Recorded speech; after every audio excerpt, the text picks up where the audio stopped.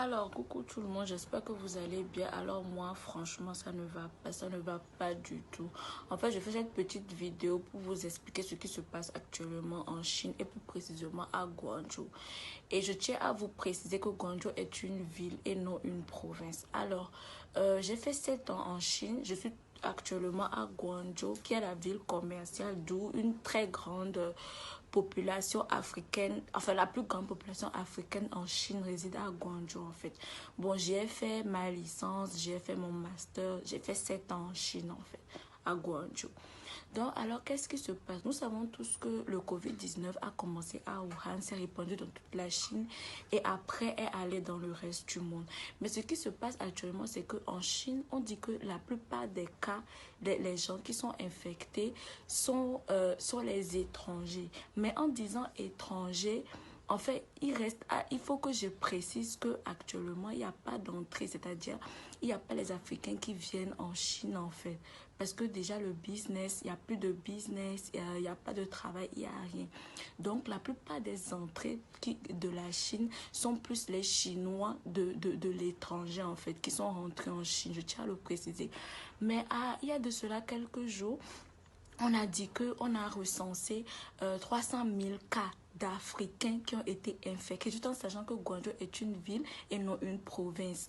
Et après, ils ont détourné, enfin CCTV a nié les faits en disant que c'était faux, qu'il n'y avait pas 300 000 cas. Après, on a dit, il y a eu une vidéo qui était sur la toile. Alors la vidéo montrait une chinoise, une chinoise qui avait les blessures sur sa face et sur son cou. Et les reporters disaient que en fait cette chinoise a été agressée par un Nigérian qui a été infecté et qu'on devait le prendre en charge, mais il a refusé et il s'est enfui. Cette information a été un peu douteuse vu que on sait tous que la Chine fait partie des pays les plus sécurisés du monde. Il y a les vidéos, les caméras de surveillance partout.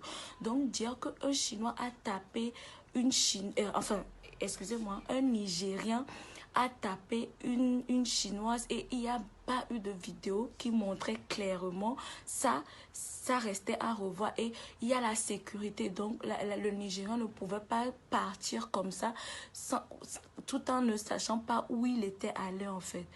Et après, ils ont renversé la situation en disant qu'en fait, il y a eu 5 Nigérians qui étaient allés dans un resto chinois et qui étaient positifs au Covid-19, mais qu'on ne sait pas là où ces Nigériens sont allés et c'est pour ça qu'on met toute la communauté africaine dans le même bateau. Mais je tiens aussi à préciser ici que à chaque recoin, même dans l'immeuble où je suis, quand tu rentres partout dans le métro, dans les hôpitaux, partout dans les hôtels, enfin partout, on check la température. Donc, dire que celui-là, ces Nigériens ont été infectés alors qu'on n'a même pas fait leur température pour savoir et on n'a même pas pris leur enregistrement alors qu'il y a les vidéos partout. Et ils disent que non, qu'on ne sait pas là où ces Nigériens sont allés. Cette information aussi et ça reste à revoir quoi.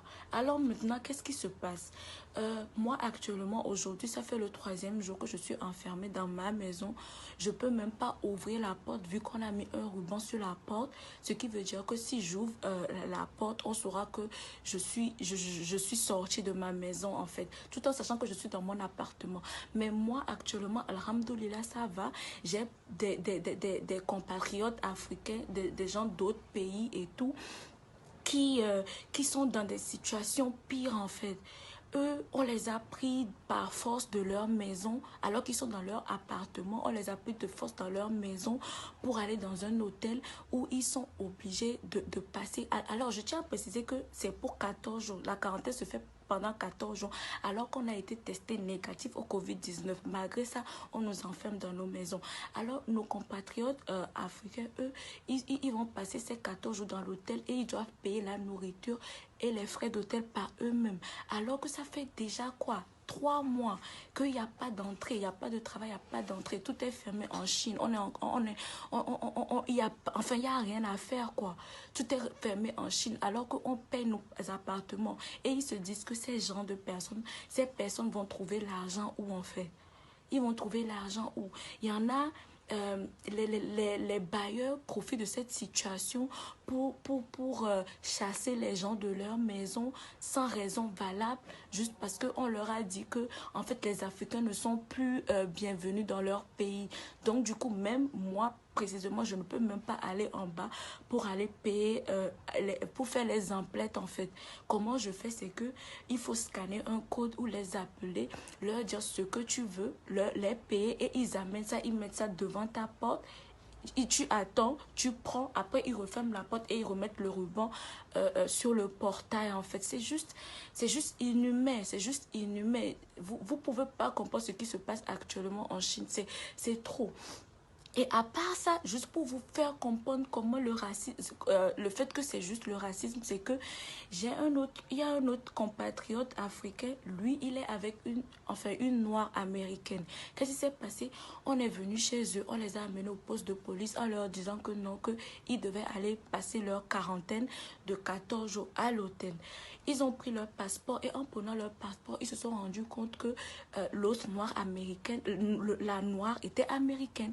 Alors ils étaient, je sais pas, ils étaient un peu choqués et ils l'ont redonné le passeport à la noire américaine. Et la noire américaine a dit que oui, voilà mon petit ami, je peux pas le laisser dehors et tout. Genre, on fait comment et tout. Et le policier lui dit carrément qu'il n'y a pas de problème, qu'il peut juste faire 3 jours, enfin, cet Africain peut juste faire 3 jours de quarantaine et c'est bon. Après, il peut circuler librement. Ce que je veux vous faire comprendre, c'est que qu'est-ce qui se passe? Ce n'est pas que les étrangers, si c'était au moins que c'était les étrangers qui étaient dans cette situation, là on pouvait comprendre. Mais c'est juste les Africains qui le sont. Les Américains marchent, les Français marchent, les Italiens marchent, tout le monde a la libre circulation, sauf nous les Africains en fait. Et cet Africain qui sortait avec la noire américaine a eu l'aisance d'esprit de demander à cet officier que, mais ce n'est pas 14 jours la quarantaine. L'officier a dit que non, je ne sais pas. Je ne sais pas. Donc, voyons un peu cette discrimination envers les Africains. On n'a pas le droit de rentrer dans les hôtels, de rentrer dans les restaurants, de payer n'importe quoi. Même quand tu descends dans la rue, si la Chinoise voit qu'il y a un Africain en liberté, il a le droit de le dire aux policiers en fait.